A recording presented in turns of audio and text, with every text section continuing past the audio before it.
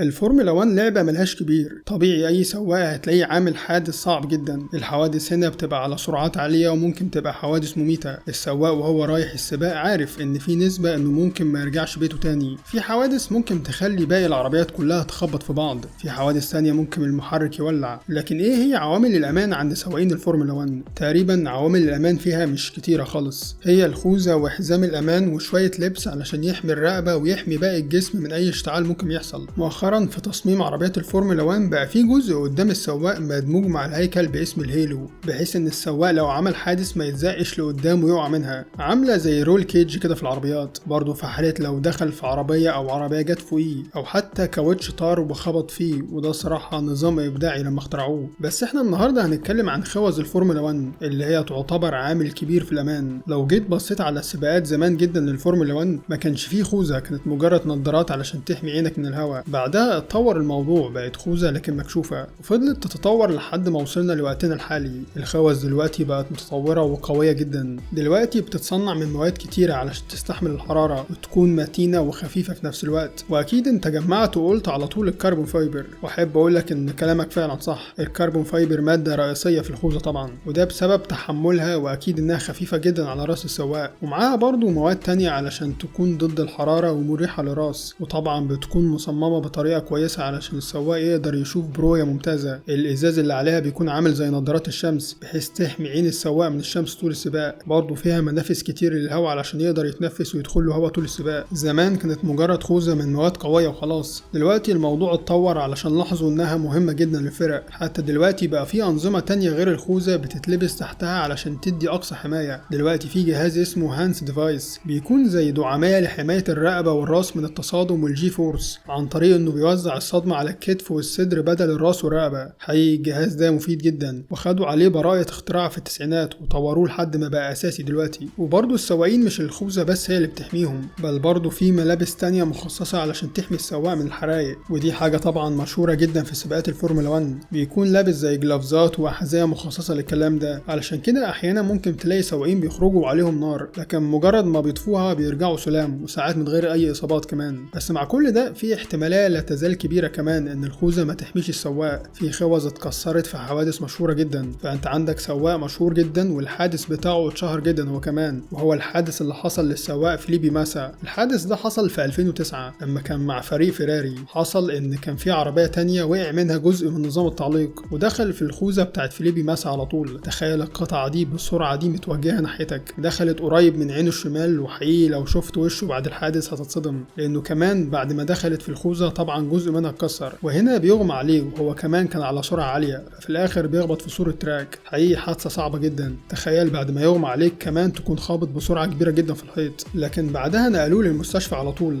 لكن طبعا الحادث ده اثر عليه جامد جدا بعد كده. مثلا نيكي لاودا سواق الفورمولا 1 برضه مع فيراري عمل حادث يعتبر من اقوى الحوادث اللي حصلت في تاريخ الفورمولا، وده بسبب انه في منعطف في حلبة نوربرج بيفقد السيطرة واتقلب وخبط برضه في الحاجز بتاع التراك. ده ادى لاشتعال نار في العربية كلها. الخوذة ما كانتش امان كفاية طبعا ساعتها، لان هي اساسا ولعت، لانها ما كانتش مضادة للحريق ولا مضادة للصدمات زي دلوقتي. الحادثة دي غيرت مفهوم الامان في عالم الفورمولا 1 بنسبة كبيرة، بقوا يصنعوا الخوذ والبدلة ضد الحريق والصدمات، وبقى عندهم اهم حاجة حياة السواق قبل اي حاجة تانية في السباق. حادث بيانكي ده برضه حادث سيء جدا، وده بسبب ان عربيته اتزحلقت بسبب الجو لانه كان ممطر ساعتها، ونصيبه انه بيفقد السيطرة في منعطف في عربية تانية عاملة فيه حادثة، اللي وقتها في جرار بيروح عشان يشيل العربية التانية اللي عاملة حادثة، ومرة واحدة اتفاجئوا ان عربية بيانكي بتدخل تحت الجرار ده. حادثتين في نفس المكان وفي نفس الوقت، وطبعا الخوذة هنا ما كانش ليها اي لازمة تقريبا. بيانكي اتعرض لمشاكل في الراس ودخل في غيبوبة لمدة 9 شهور وبعدها بيموت. من بعدها ال FIA بيطلب تطوير نظام الهيلو وباقي الأنظمة وعدم وجود أي عربيات تقيلة في التراك، والسبب إن هم بيقولوا إنه لو بيانكي كان خبط في الحاجز كان هيكون الحادث أقل بكتير. فأنت لو بصيت هتلاقي إن الخوذة في الحوادث دي ما كانش ليها فايدة كبيرة، وده بسبب إنها كلها حوادث قديمة شوية. دلوقتي الأنظمة بقت أحدث وأمن بكتير، الخوذ دلوقتي فيها تكنولوجيا عالية جدا هي والعربية نفسها، فطبيعي الحوادث تقل، لكنها موجودة على طول. على الأقل كل سباق بيحصل فيه حادثة، لكن بيقل عدد الحوادث الشديدة زي بتاعت نيكي لاودا وبيانكي كده. بس إيه رأيك في خوذ الطيارين بتوع الطيارات المقاتلة الفايتر جيت؟ الخوذة دي مصممة بتكنولوجيا أعلى وأقوى بكتير جدا من الفورمولا 1. أول حاجة خوذ الطيارين بتكون أغلى بكتير، ممكن سعرها يوصل ل500,000 دولار أمريكي، وده بسبب التكنولوجيا العالية اللي فيها زي شاشات والرادارات والسماعات واجهزه الامان واجهزه التنفس حتى، فكل ده طبيعي بيخليها غاليه جدا. خوذ الطيارين مصممه انها تستحمل حراره وصدمات اعلى بكتير جدا من الفورمولا 1. تخيل طياره زي دي لما يحصل لها اي حادثه لازم تكون الخوذه اقوى بمراحل. وفي الاخر خوذ الطيارين دي مصممه علشان تخش بيها الحرب، لكن خوذه الفورمولا 1 بتوفر اقصى حمايه وراحه للسواق ممكنه. سعرها بيكون ما بين 4000 ل 5000 دولار على حسب الشركه والجوده، وده برضو يعتبر سعر عالي، وطبيعي يكون سعرها كده. بتتكلم عن خوذه كامله مصنوعه من الكربون فايبر. هنا السواق بيكون داخل حرب ولكن في شكل سباق سرعه. لكن مثلا تعال نقارن خوذه الفورمولا بخوذه سواقين سباق ناسكار. الخوذه بتاعتهم بتكون ارخص بكتير، اغلى واحده فيهم ممكن توصل مثلا اقصى سعر ليها 5000 دولار، وده بسبب ان ما فيهاش تكنولوجيا الفورمولا 1 اطلاقا. مجرد خوذه مخلياك تقدر تشوف كويس وتتنفس وتحميك شويه، ومصنوعه اكيد من الكربون فايبر هي كمان. لكن عكس الفورمولا 1 اللي بتبقى مصممه علشان تكون في احسن امان واحسن رؤيه. سواقين الفورمولا بيحتاجوا تركيز اكتر علشان بيلفوا تراكات على سرعات مجنونه فعلا، عكس الناسكار كانك ماسك طريق طويل مفتوح وبتجري فيه على سرعه عاليه. خوذه الفورمولا 1 فيها نظام اسمه HUD،